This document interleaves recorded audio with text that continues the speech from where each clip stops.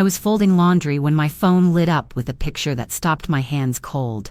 There was my daughter at the mall, smiling next to her father with shopping bags piled high, and under it she had written the words that cut me deeper than anything else. "Daddy's treating us, since Mom's boring anyway." I didn't cry and I didn't argue, I just stared at that glowing screen and felt something in me go quiet. And that was the moment I knew everything in our house was about to change. Thank you for watching, and for giving me a little of your time. It means more than you know. And before I go on with what happened that day, I would love to know where you are watching from. So please leave me a comment, because I always enjoy seeing the places my story reaches. After I saw that caption, my heart felt heavier than the laundry basket sitting at my feet. I thought of all the years I had given, every meal cooked, every late night spent making sure my daughter had what she needed. And yet, here I was reduced to a few careless words on a screen. I didn't call her, and I didn't call her father either. Instead, I sat quietly at my table, the phone resting beside me, and I tried to steady my breathing because I knew if I let anger lead me, I would regret it. What stayed with me most wasn't just the word boring, it was how easy it was for her to write it. How natural it seemed to dismiss me when I had been the one keeping our lives together. In that silence, I began to think not about revenge, but about clarity. About finally showing them what life looked like without the invisible hands they had taken for granted all these years. I should probably tell you a little more about myself so you understand why those words stung the way they did. I'm a woman in my late 60s, who has spent most of her life working quietly in the background. I was the one who stretched a single dollar into a week of meals, who sat up at night sewing torn clothes so she could step out into the world looking cared for, and who always made sure that, no matter how tight things were, there was still something sweet on the table on Sundays. My husband was always the charming one. The man who laughed loud at parties and picked up the bill to look generous, and my daughter adored that about him. She loved the attention, the glamour, the sense that he could give her the world with one swipe of a card. But what she never saw was that behind every card payment stood the years of my quiet saving, cutting corners, going without, so that there would be something left for them to spend. I learned to live with being overshadowed. I told myself it was enough to see her happy. Even if she thought I was plain, even if she rolled her eyes when I said no to things we couldn't afford. I believed one day she would understand that stability and sacrifice are a kind of love too.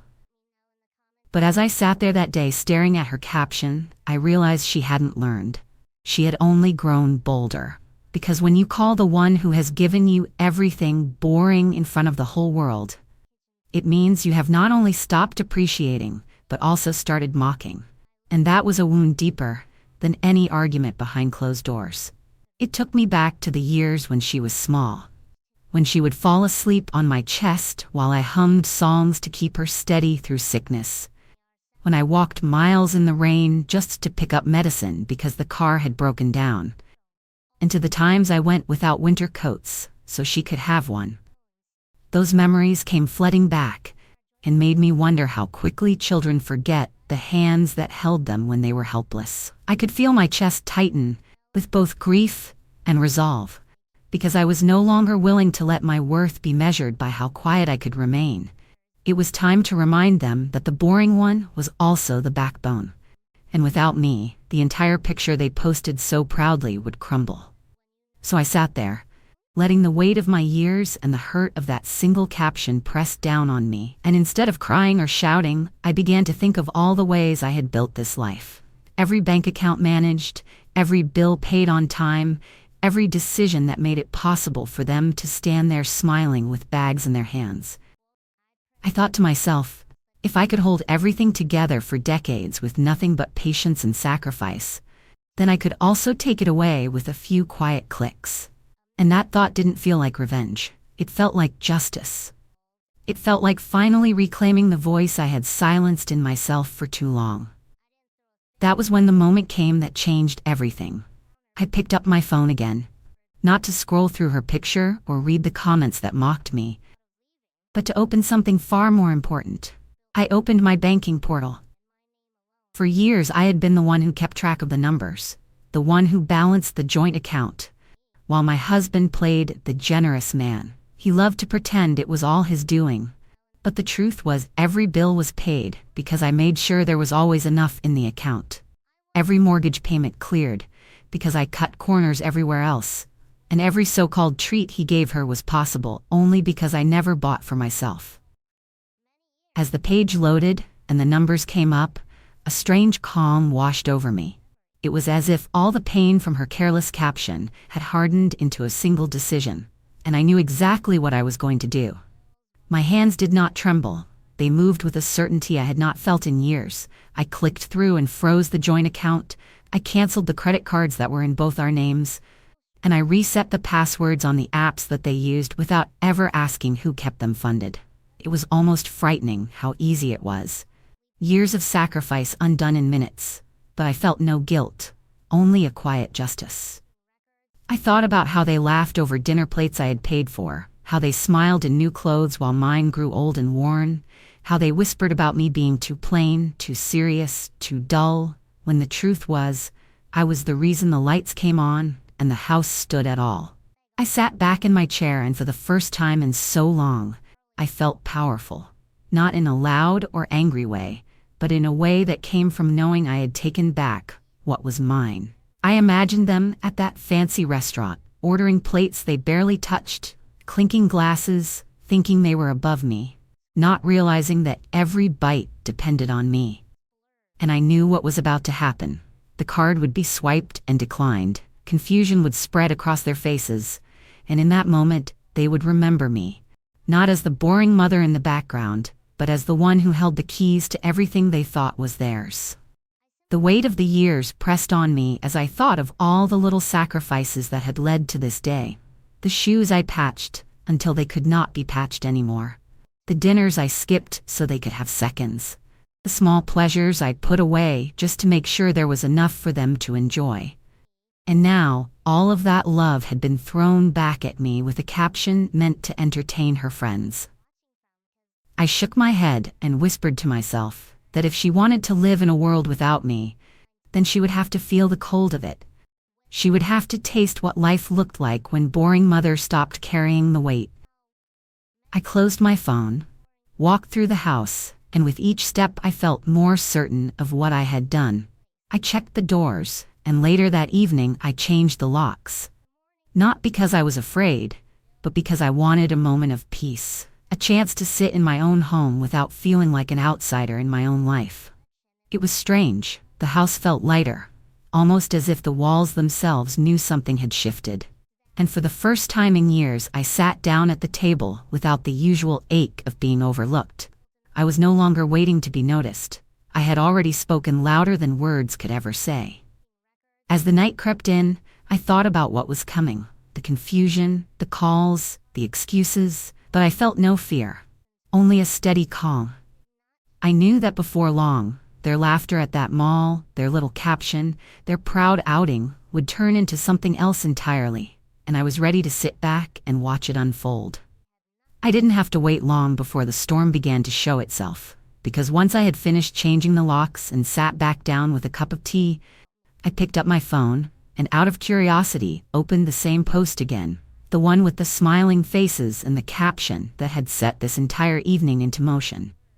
The comments had grown.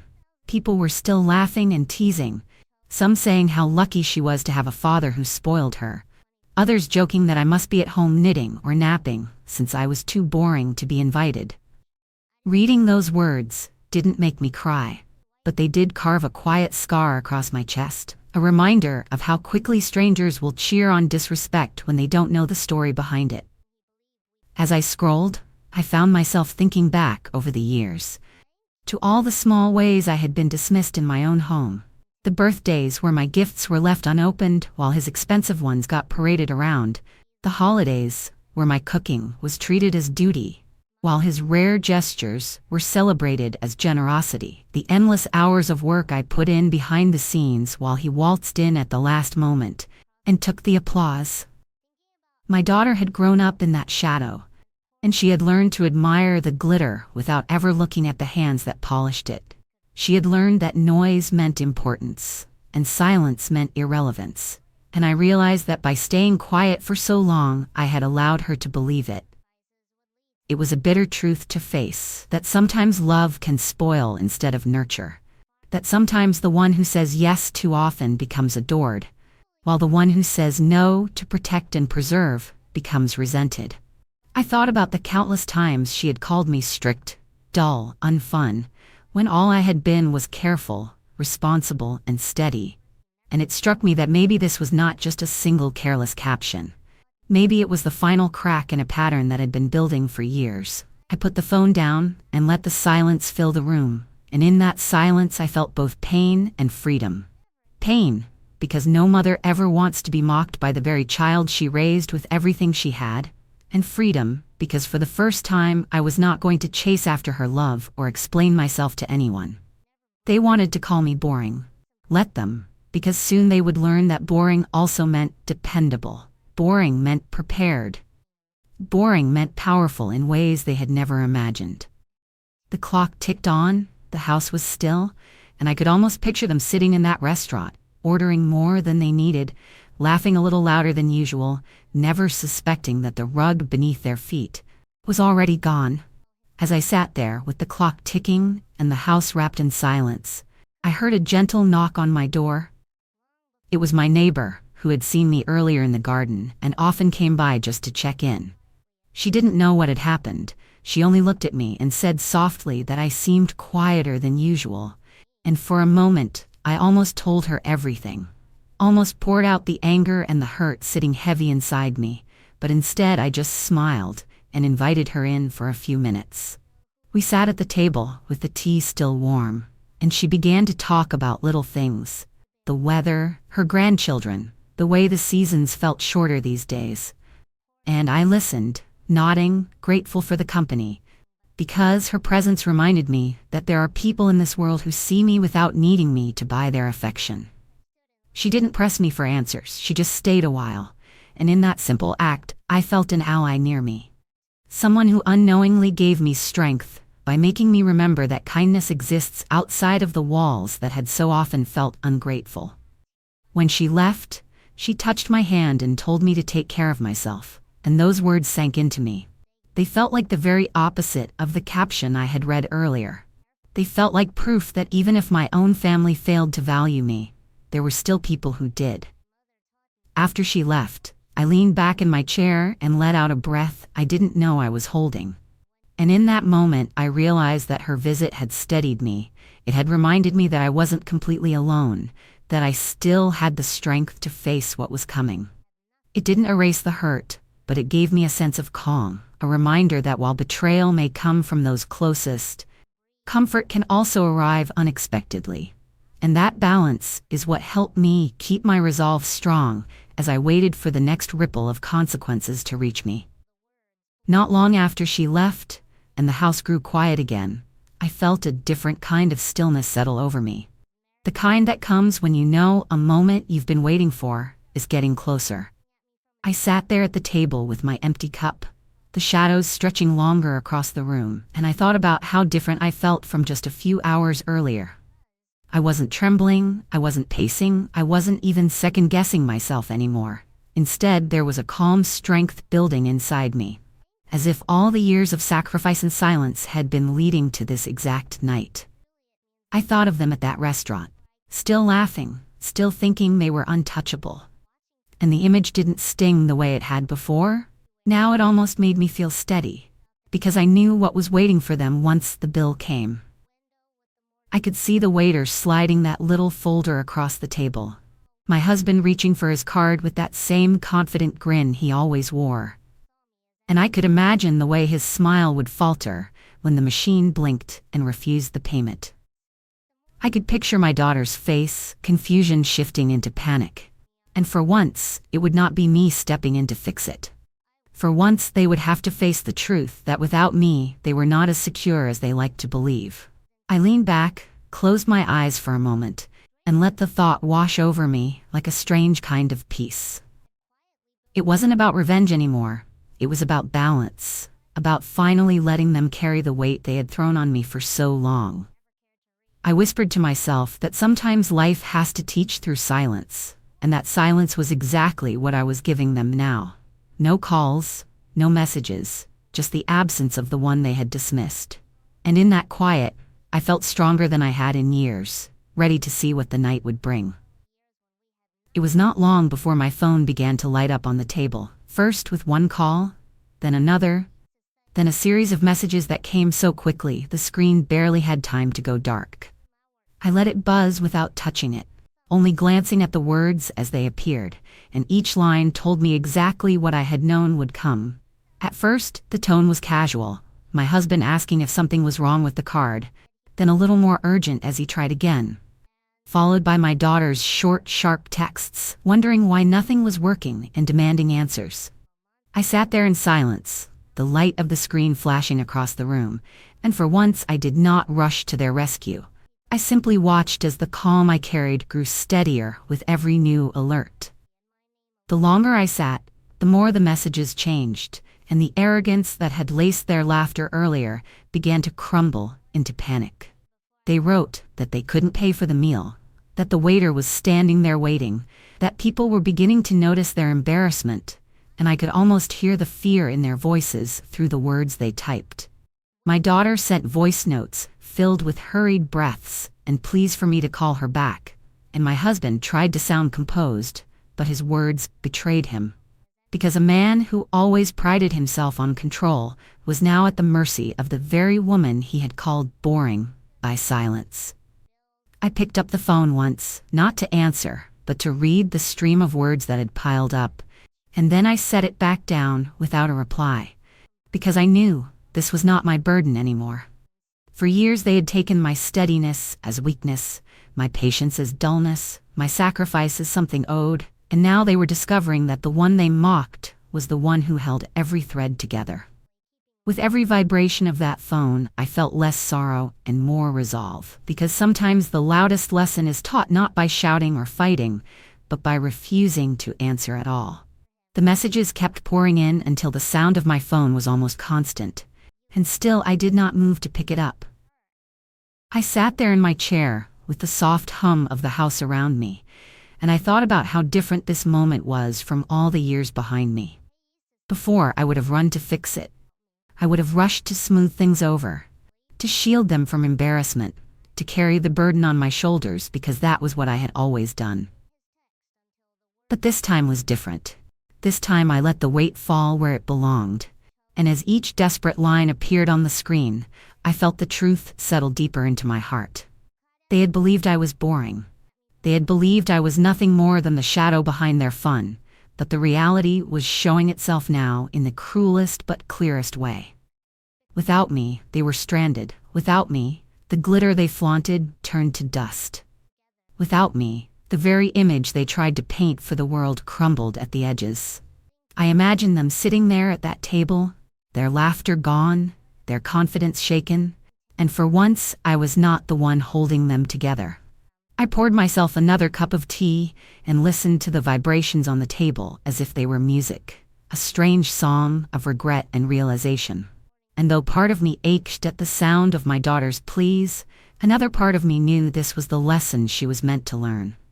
Love is not measured in expensive meals or shopping bags. It is measured in the quiet sacrifices no one sees. And until that night, she had never opened her eyes to that truth. I sat in that silence, firm and unshaken, and I told myself that this was not cruelty, this was clarity, and clarity was long overdue.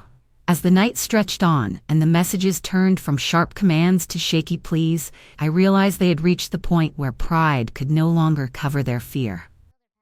My husband, who had always walked with his chest out and his voice loud, now sent words that sounded almost small, asking me to please just call him back, saying it was a misunderstanding, trying to soften what could no longer be hidden.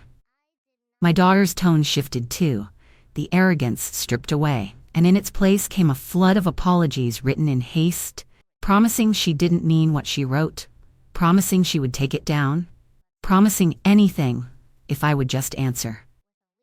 I read every line slowly, letting them sink in, and then I set the phone back down again, because I knew that real change doesn't come from words written in panic. It comes from the lessons carved in silence. I could picture them still sitting at that restaurant, their plates cold, their laughter gone, the eyes of strangers on them as they scrambled for solutions. For years, I had been their solution, the quiet fixer behind every problem, the invisible support holding up their show. And now, without me, they had nothing but the truth staring back at them. And as much as my heart longed to ease their shame, I reminded myself that to run to them again would be to erase the very lesson I had waited all these years for them to see. So I stayed in my chair with my tea in hand, and I thought about all the nights I had cried quietly into my pillow when they didn't notice me, all the birthdays I had spent cooking and cleaning while my own wishes went unspoken, all the years of being set aside like I was nothing more than the background of their story. And now, in this one night, everything had turned, and they were the ones begging for the presents they had taken for granted. I let the phone keep buzzing on the table, steady and relentless, because sometimes the most powerful answer a mother can give is none at all. The more I sat there listening to the endless vibration of my phone, the more I began to feel the weight of years lift from my shoulders. It was as if every ignored sacrifice, every overlooked effort, every quiet dismissal was finally finding its voice through my silence. I thought about the countless nights I had stayed up late, balancing accounts while they slept peacefully. Never wondering how the lights stayed on or how the bills were paid. I thought about the meals I'd put on the table when money was thin, and the way they ate without ever asking what I had gone without to make it possible.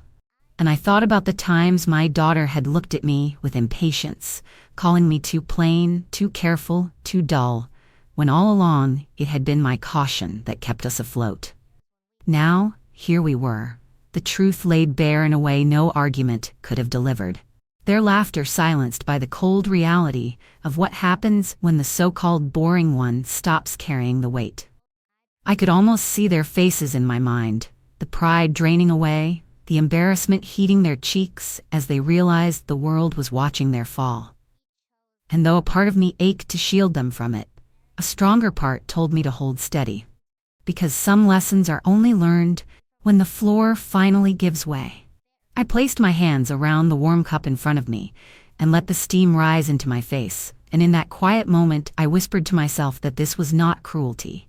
This was love in its hardest form, the kind of love that teaches rather than indulges.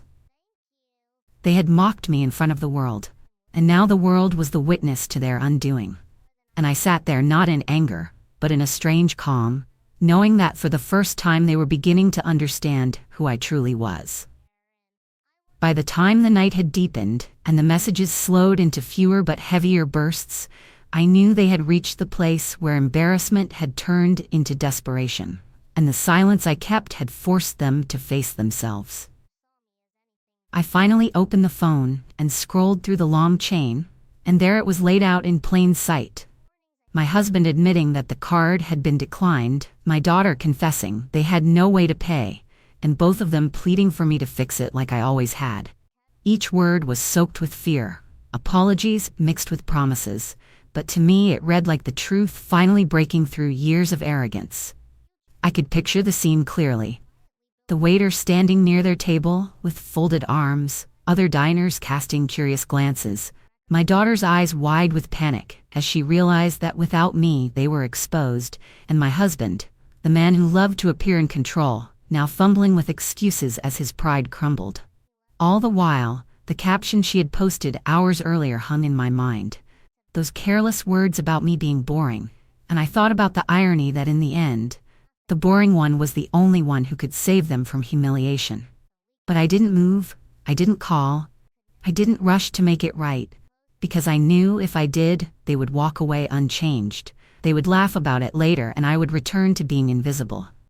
No, this night had to be different. This night had to be the one that stayed with them long after the restaurant lights went out. The one that showed them what life looked like without the woman they had dismissed so easily. I set the phone back down on the table, closed my eyes, and let the silence wrap around me like armor.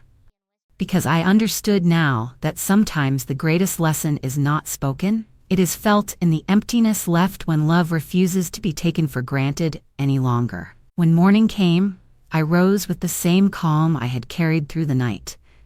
And as the first light touched the curtains, I thought about how different things would be from this day forward. They had felt the sting of being left without me. They had faced the truth that every so-called treat and every moment of comfort had always been held up by my quiet hands. And though part of me still ached at the way they had mocked me, another part felt a strange peace knowing that lesson had finally reached them. I did not need to shout, I did not need to fight. I had shown them through silence that I was never boring. I was the reason their world had stood steady, and now they could never forget it. So I wrote a line in my journal to seal the moment. That was the day they learned who funded the fun. And I closed the book with a steady hand, ready to move on with dignity intact. Thank you for staying with me until the end of my story. If it touched you in any way, please share your thoughts in the comments. Let me know where you are watching from. And if you haven't yet, I invite you to subscribe so we can share many more moments together.